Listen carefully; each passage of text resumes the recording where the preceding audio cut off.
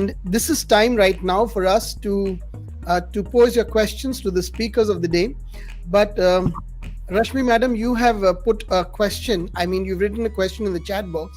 Why don't you get you should get the first turn to ask your question. Yeah.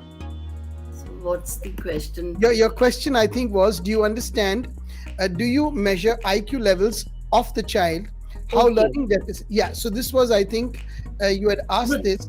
Yeah, that was posed by me only to Deepti. Yeah. To Deepti, ma'am. So Deepti, Yes. can you take the question, please? Sure. Can I please hear the question again, ma'am? I'll read it out for you. Right? So how do you measure IQ levels of the child? How learning deficit is different from mild autism? So the learning levels or the IQ levels of a child are tested on certain psychometric tests that are done by the government hospitals. So when the child comes to us, he comes already with an IQ certification. We at Mechai Viravaidya do another level of assessment where all our therapists sit down and they do another assessment, because unfortunately sometimes that number that we get, children operate either above or below that number. And how our intellectual disability is different from autism is because autism is actually a social communication disorder, and a child with autism may or may not have intellectual disability. Thank you. Thank you, ma'am. Thank you. Thank you. That was wonderful. I think we have another question also, almost the same. Nandita ma'am, I'll give you a chance. It just that I'm reading out Arun sir's question. It says, how do you decide the IQ level, as it depends on the test and sample to which the test is administered, and there are more than 150 types of intelligence? So unfortunately, yes, we are sticking to the tried and tested one, but we also look at the functionality of the child. So when the child comes to us, actually we look at 5 domains of the child. So we look at their abilities to do their activities of daily living. We look at communication, both receptive and communicative. We look at adaptive and non-adaptive behavior, and we look at educational activities. So we do look at the various gamut of skills that the child brings. We, like I said in the presentation also, we don't like to define the child basis that IQ number. We look at what is the potential of the child and how is it that we can maximize that capability. I think that's good enough. I'm Arun sir, I hope you're satisfied. But thank you so much. It was a answer. Thank you very much. Thank you. If there's another question that someone would like to ask, you can unmute yourself. Yes, Nandita madam, please go ahead. Thank you so much. My question is to Rashmi madam. What you said was so very true. I mean, there is nothing else that we can say. But the question is, like, now that we're moving towards the NEP, and it talks about exactly what you said, you know, the integrated learning and things like that. And they'll have a large scope of choices of subjects and all that. But we are also, on the other hand, talking about, learning by doing. We've said this throughout the evening, I think, the more you do, the more you learn, the more experiment, the more you learn. Now, in such a situation, do you think, for example, when we're teaching a child, say, writing skills, now when we're teaching them things like business letters, which are very functional things of daily life, we're teaching them business letters or we're teaching them editorials. In such a point, do you think when we are taking exams, the writing skills are turned into MCQs, and then it is marked, each answer is marked like by 0.8. Do you think this part of the story is going to be effective in the outcome? I mean, how effective is it going to be in the outcome? Because we're always talking about learning by doing. So I feel that doing would have been better than, actually asking question, where is the date placed and where is the the yours sincerely placed, or where is this placed and that placed, in the form of MCQs, and then marking them as 0.8 and things like that. So how effective is that part of the story in the real outcome in life? Nandita, I really wish I could answer to your question, because my problem is that this is not my area of specialization. Uh, for all, subject based, teaching and pedagogy, I think NCRT will have more answers to your query and to your interest. But because we work with school principals and their capacity building, and also more on 7 key areas which we have identified in our curriculum framework. So but NIEPA doesn't, we being the part of NIEPA for a long time, we are not dealing any, we work in fact we are specializing in educational planning and administration. So it's much larger, much broader, but school level, any kind of teaching, instruction, subject based, I think NCRT will have better answers for that. Yeah, because I'm really this thing, because whenever I am a part of these conferences, I get so motivated, but then again I feel helpless that I cannot, because of those rules and limitations, I cannot actually carry it out in class. Actually, like for example, I remember in the last conference we were told, that instead of saying things, giving theory in the class, why not take them out into the forest and actually make them, see the plants and learn. So, but then again, what happens, our hands are tied and you can't always do that. But that will be perhaps a far more effective way. So when that is, anyway, thank you, madam. No, but like in our capacity building programs, we do take them out. We do take participants out, and they Yes. are all friends. They are all school principals and also system administrators. But only they have to encourage, these kinds of, understanding. Yeah, Sorry. that's wonderful. We have a question now. I think that's a question to Dr.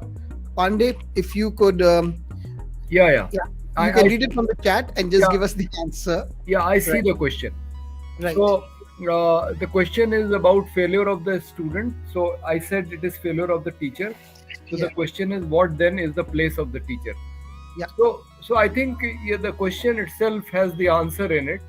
I mean, the teacher's place, if you mean what is the role of the teacher, then the teacher's role is essentially to educate the student. And the teacher should play the role of a companion, I appreciate what Rashmi ji ended her presentation with. The teacher has to play the role of, helping the student learn. It should not be, a relationship where a teacher is on some high pedestal and the student is supposed to just receive knowledge, and the teacher does not get a feedback, or there is no chance of interaction. So interaction between the teacher and the student is very important. And my experience is that every child has a different capacity and a pace, at which he or she can learn. I mean, I consider myself a slow learner, because I have to read a text twice or thrice, before I understand it. So when I remember in my especially in my hostel days at BHU, I would take more time to prepare, for an examination than my friends, and sometimes I would not even be able to finish the entire course. And then my classmates used to wonder that, without studying the entire course, how I was able to get good marks. Fortunately, I was able to get good marks. So that is what I have experienced with my students. As I mentioned earlier, some students will in their first interaction, they will be able to satisfy me that they have understood the course, which is the subject which is being taught to them. And some students will take 3 chances. So it is not just because they were negligent or they were lazy. It is sometimes one student at Banaras Hindu University told me that we are very happy that sometimes you speak Hindi in the class, because some of the professors just speak English, and I have come from a Navodaya school background, which are mostly in rural areas, and I don't understand English very well. So I'm very happy that sometimes you speak Hindi. So, there are these kind of problems that students are not able to understand at the same rate, and therefore they have to be given a space and time in which they should be able to learn. So my concept of education is that there should be the basket of courses from which the students should be allowed to choose, and then they should complete the learning process taking their own time, and the teacher's role is just to verify that the student has learned. As I mentioned, the teacher should just be able to say after some period of time, that may not be necessarily a fixed period of time. If it is a primary school, then between 3 and 7 years, at whatever time the teacher thinks that the student has been able to achieve the level of understanding of a class 5, then the student should be declared as a student who has finished his class 5 syllabus.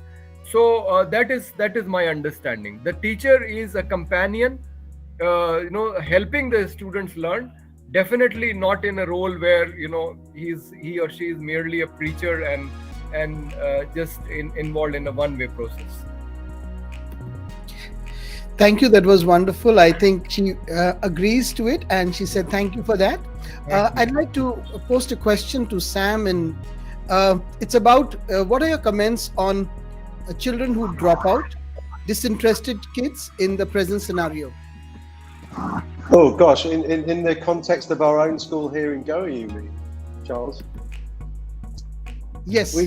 We try really hard to avoid that by, I think, as Dr. Pandey was saying just then, the more engaged students are in their own learning, the decisions and choices that they make are their own rather than imposed on them, with the teacher as guide and as companion.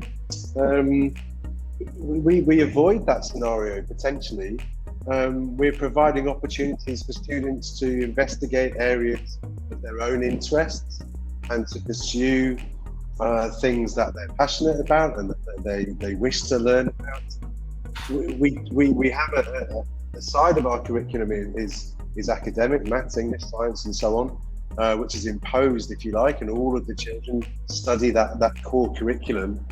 But one of the great things that's coming out of our conversations is that we will be able to manufacture a kind of a learning scenario where each individual child within a classroom potentially is able to pursue their own individual interest and their own individual journey, monitored and managed and guided by the teacher, but very student-centered and driven by student choice, with a different end result for every single individual student. And we find, or we're hoping to find, that offering that to students, opening up those choices, hopefully will foster engagement and lead to more positive engagement by students in their learning than we've ever had before, potentially. Whether that will work or not in reality, we don't know. But that's certainly the theory. We've hoped to not have any students dropping out at all, and in fact, potentially quite the opposite. Thank you. That's wonderful. And if there's someone else who would like to ask a question, we'll take the last question for the day, or I'll end the session, because I know it's been a really long session. Nandita wants to ask. Nandita, you can unmute yourself, please. Good evening, sir. I just want to know, when are you coming to India?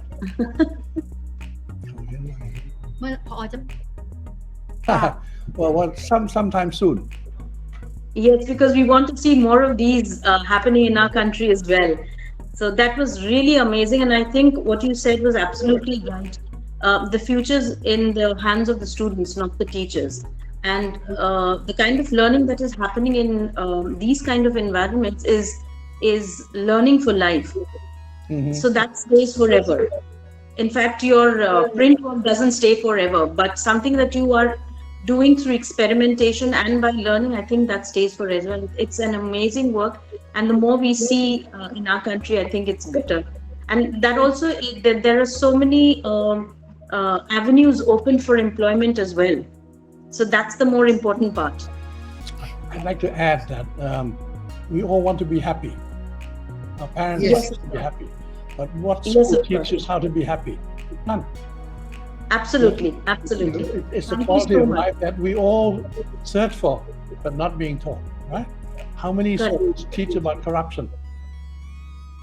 Yes. Yeah? Correct, What correct. about the right? Why don't we teach law in primary and secondary school? Your kids in secondary school can go to jail already, but we don't teach them about legal aspects. So, and the other one, schools can be turned into a career academy. Why do I have to wait till I'm 18 before I can do nursing? Right. I'm doing it from grade 7 upwards. So many things can be done. We just have Correct. to turn it around.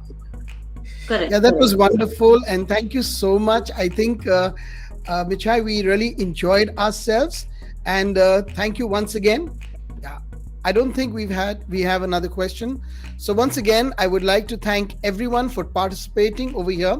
It was wonderful with our eminent speakers of the day, who not only enlightened us, but they were ready to answer our questions, and they've opened up a lot of vistas for us to think about. I'm really grateful and thankful to Dr. Sandeep Pandey ji for Mechai Viravaidya and Mr. Sam Durrant, Miss Deepti Gubbi, and Dr. Rashmi Diwan for being with us and helping us, in understanding the scenario today, as well as helping us to engage with a huge section of students whom maybe we were not very aware of them. So thank you once again, everyone, and God bless us all. Thank you, everyone who's been over here. I'm unable to give all your names out, but I'm sure the participants have been very active. So thank you, and we'll meet tomorrow once again at the same time with new speakers. Jai Hind. Thank you, everyone. Thank you. Thank Thank you. you, Dr. Charles. Thank you very much. Good night.